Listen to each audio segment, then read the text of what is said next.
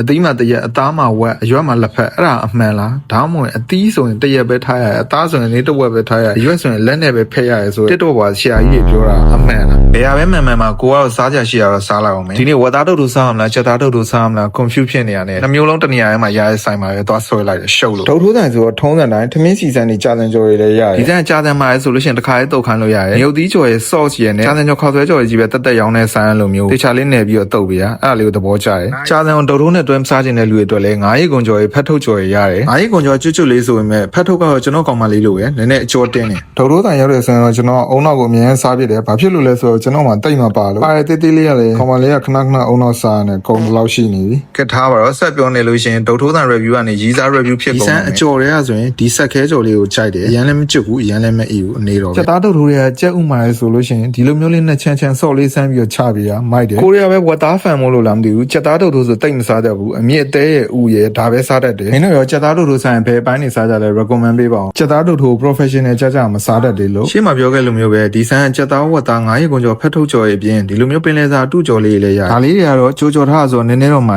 ဒီစံ sauce ကောင်းတယ်ဒုတ်ထိုးရတာတော့ကျွန်တော်အတွက်နည်းနည်းပေါ့တယ်ဒုတ်ထိုးစားပြီးရင်အီပြေတောက်စရာဓာတိပေါ်အသီးဖြော်ရည်လေးလည်းရတယ်ကျွန်တော်သွားစားခဲ့ရတော့62လမ်း40တောင်နားမှာရှိရဲ့ဘိုးတော်ဆိုတဲ့ဒုတ်ထိုးဆိုင်ပဲဖြစ်ပါတယ်ဒါနဲ့သူ့ဆိုင်မှုပေါ်မှာရေးထားတဲ့ KYUKME ကကြောက်မီးလားကြောက်မဲလား